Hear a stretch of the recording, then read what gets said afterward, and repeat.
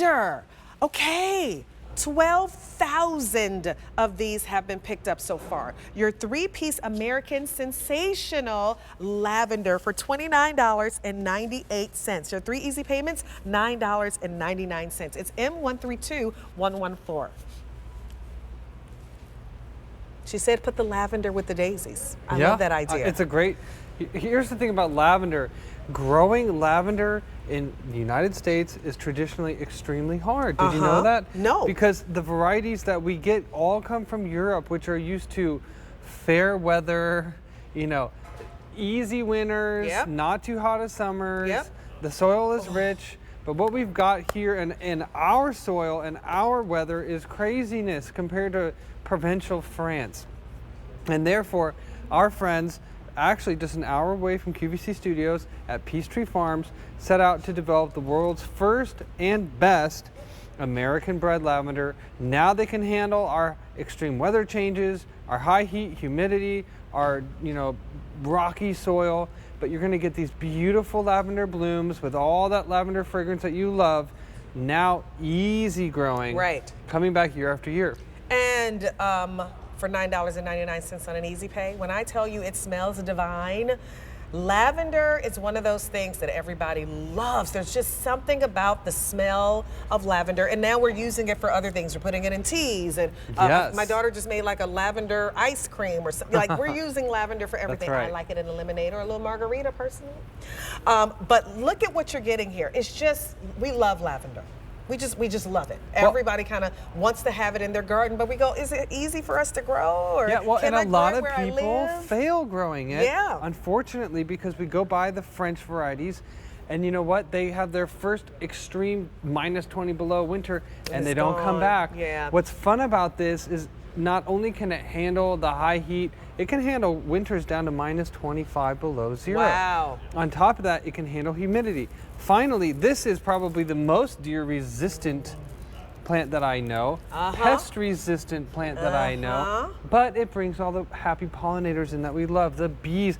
I raise about 100 of these plants for my bees that I keep at home because they like to feed on this, and they're like humming with life during the summertime.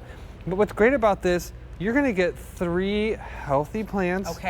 And you get one of these cricket baskets. Now, this is a fun little freebie gift, but we thought we would throw this in because, first of all, we have a history. My great-grandma started the business with lavender and these cricket baskets. That's sweet. Secondarily, you can fill these up with all your homegrown lavender, put it in your car, your sock drawer, wherever it is.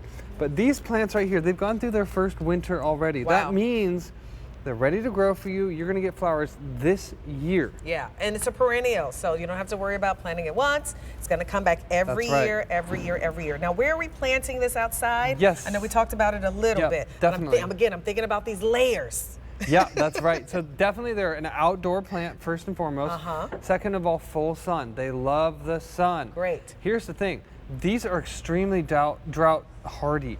So after the first year, once you kind of give them a little bit of water, make sure they get well rooted, do nothing after that. Just absolutely do nothing. They're going to come back year after year. What you do want to do, though, is cut your flowers. So these bundles, we cut off our own homegrown lavender. And you dry You're them going to get the beautiful. first flush of flowers midsummer. When you cut them, then that stimulates the plant to grow a whole nother flush. You're going to get 2 flushes of flowers. Now, when you cut these, I like to put a rubber band around bundles. I'll hang that somewhere in my house, just in a cool spot. After about a week, they will be dry. This is where the fun part comes. This is the fun You part. could give this as a gift as it is, or keep it for yourself on your mantle, I always love this part. or you can coax off all the lavender. It takes just a couple minutes. First and foremost, you get hit with a lavender fragrance. It's so amazing.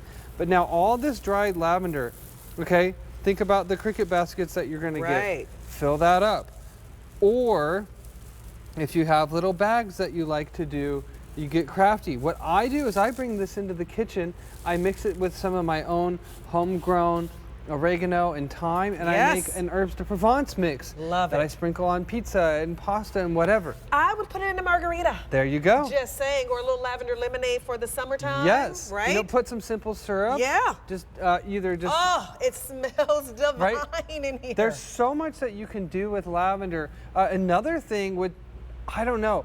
I hate the smell of mothballs. I just absolutely hate that smell. But you fill up your Cricut basket, the moths will not come to your clothing or wherever it is you're trying to protect. Okay, I've made a commitment to the one plant that I know for sure I'm going to put in the ground. That's awesome. Lavender. I love that. It's going in the ground. I don't know where yet. We're going to figure that out. But it's going to be lavender. I love the way it smells. For me, again, it reminds me of California. When I lived there, I would go to my girlfriend's house. She had this kind of hill at her home, and it was covered in lavender. And so I would walk in, and that's like literally what you smelled when you went to her home. And so I've always loved lavender. So lavender is going to be the plant for sure that I'm going to plant.